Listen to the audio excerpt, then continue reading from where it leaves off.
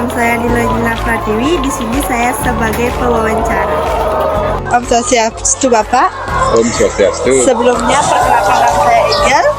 Di sini saya ingin bertanya usaha yang sedang Bapak jalani. Sebelumnya bisa perkenalkan nama Bapak terlebih dahulu. Bisa. Nama dia adalah Made Kartika Jaya. Umurnya udah 51 tahun. Bapak sudah berapa lama sih menekuni usaha ini? Kalau waktu mulai usaha ini udah lumayan lama sih. Udah mulai tahun 2006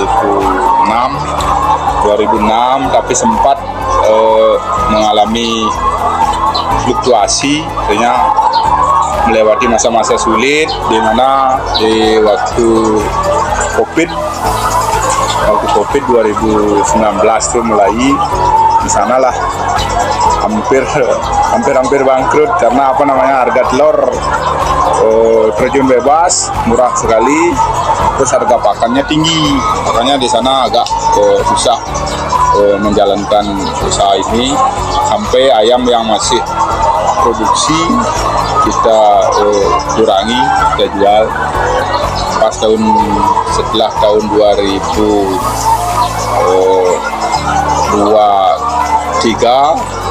kita mulai lagi memperbanyak populasi. Lalu persiapan budidaya apa saja yang harus dilakukan seperti penentuan lokasi kandangnya dan unggas yang dibudidayakan?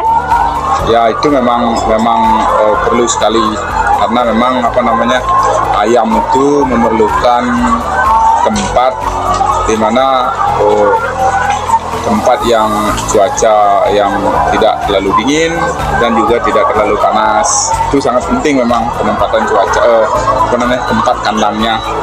Terutama di saat musim hujan itu, air hujan itu tidak boleh ada yang masuk ke dalam kandang itu. Kalau musim panas, kalau untuk suhu di Desa Kutuk ini sih kayaknya untuk pembelian ayam petelur ini sangat tepat sekali karena tidak terlalu dingin juga tidak terlalu panas.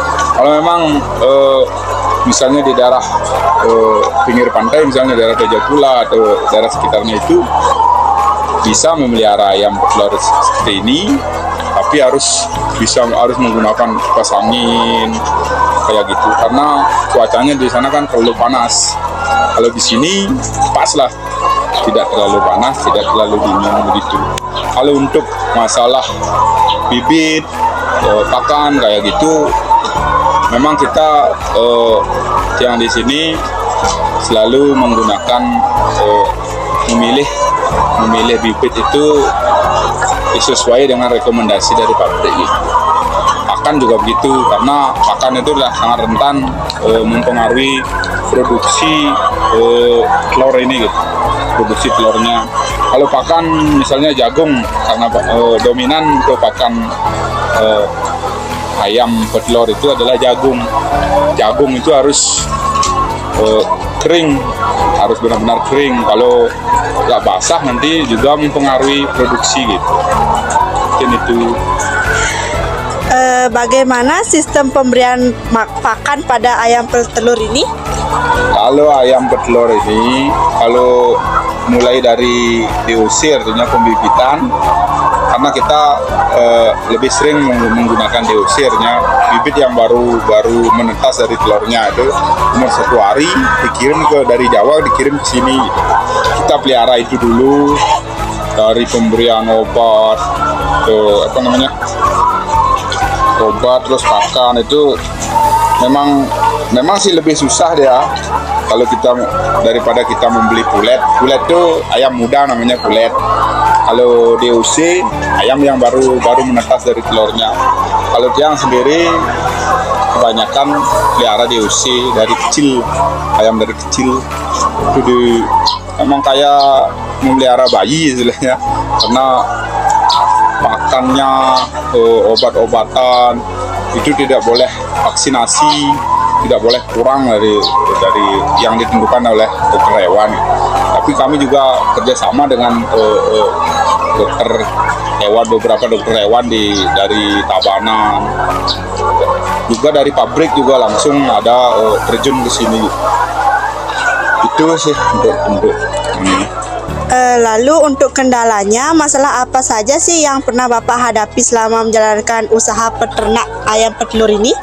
Kalau kendala, terus terang saja memang yang agak sulit memang mengendalikan penyakit itu yang agak sulit.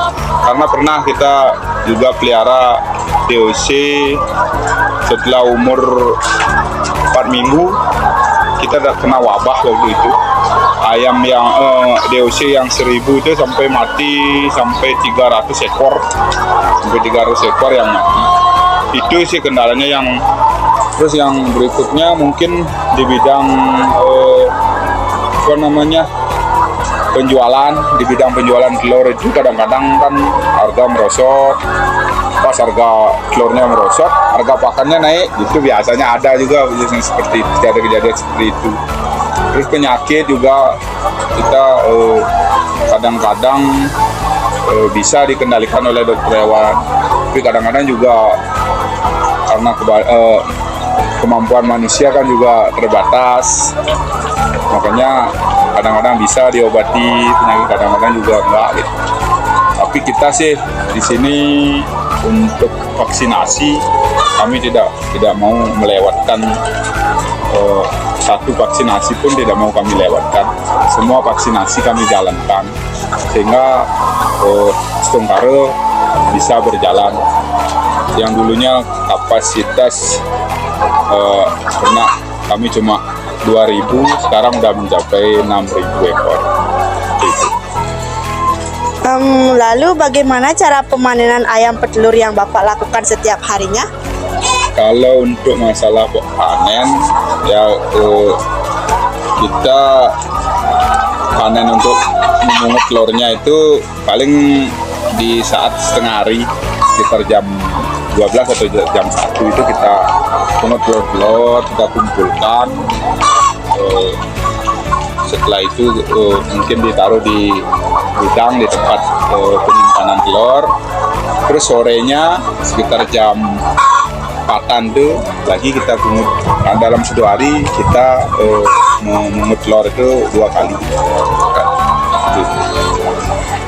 Apa sih yang membuat Bapak tertarik untuk mendirikan usaha ini? Begini ya, kalau untuk